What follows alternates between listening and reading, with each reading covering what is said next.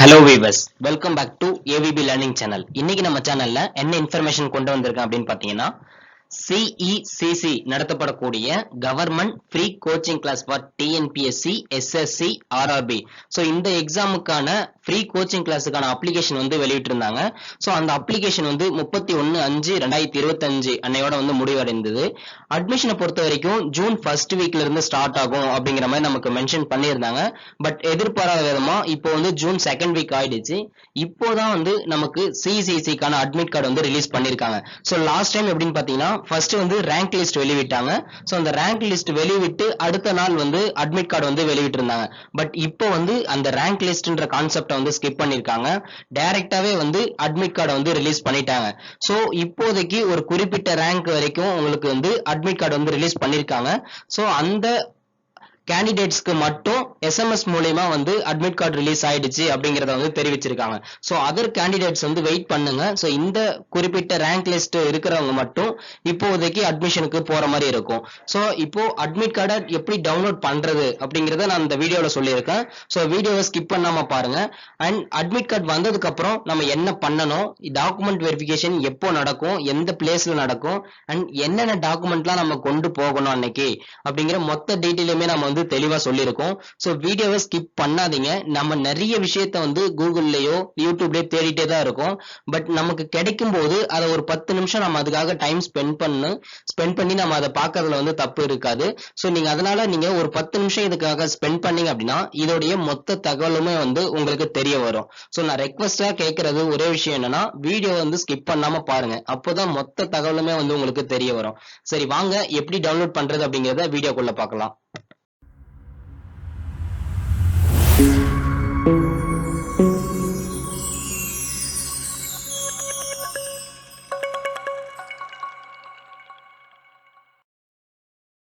Official information இந்த மாதிரி தான் உங்களுக்கு எஸ்எம்எஸ் மூலமா தெரிவிச்சிருப்பாங்க.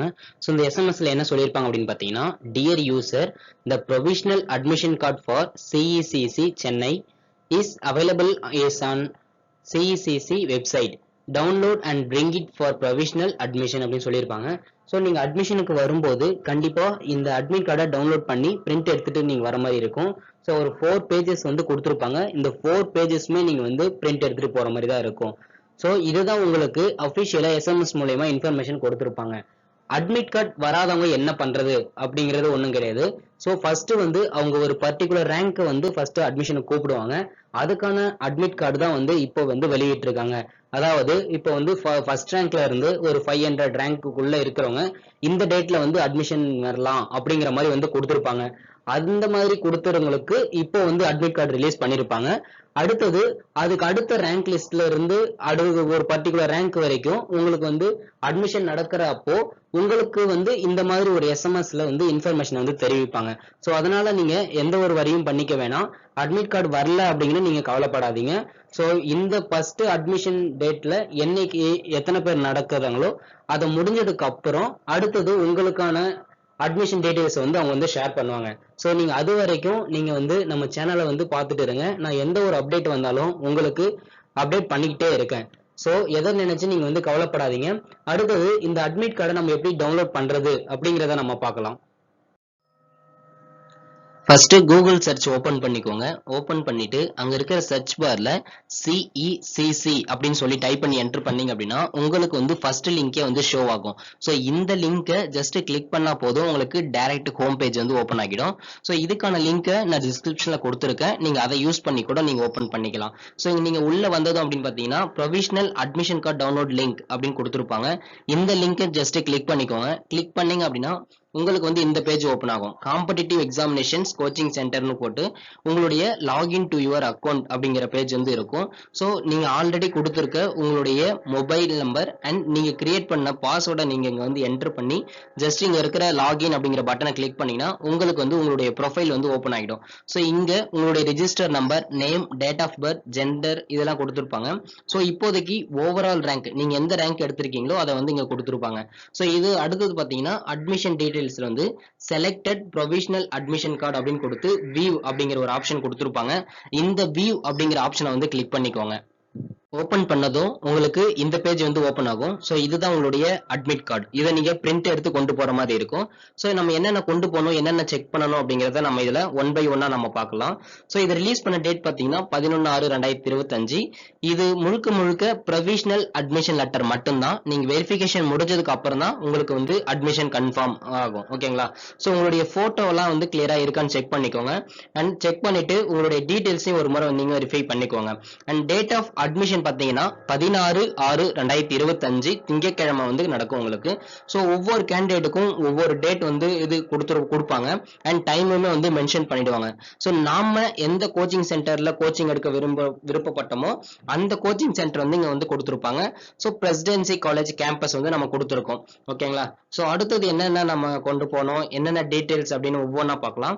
ஸோ ஃபர்ஸ்ட் சர்டிபிகேட் வெரிஃபிகேஷனை பொறுத்த வரைக்கும் பிரசிடென்சி காலேஜ் கேம்பஸ்ல தான் வந்து உங்களுக்கு இந்த வெரிஃபிகேஷன் வந்து நடக்கும். ஸோ ஓகேங்களா? ஸோ நீங்க ரெண்டு காலேஜுக்குமே நீங்க அப்ளை பண்ணியிருந்தாலும் நீங்க இங்க போயிட்டு தான் வெரிஃபிகேஷன் பண்ற மாதிரி இருக்கும். அண்ட் நம்ம என்னென்ன கொண்டு போனோம்னா, நம்ம அப்ளிகேஷன் போடும்போது என்னென்ன டாக்குமெண்ட்ஸ்லாம் நம்ம வந்து மென்ஷன் பண்ணியிருந்தோமோ ஸோ அந்த டாக்குமெண்ட்ஸ் உடைய ஒரிஜினல் காப்பீஸ் அண்ட் ஒரு செட் ஜெராக்ஸ் வந்து நீங்க கொண்டு போகணும்.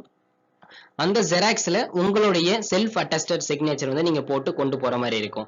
ஸோ என்னென்ன டாக்குமெண்ட்ஸ் கொண்டு போனோம் அப்படின்னா, உங்களுடைய passport size photo 2, 10th mark sheet, 12th mark sheet and higher qualification நீங்க என்டர் பண்ணிருக்கக்கூடிய அந்த ஹையஸ்ட் குவாலிஃபிகேஷனுடைய ப்ரூஃப் வந்து நீங்க கொண்டு போற மாதிரி இருக்கும்.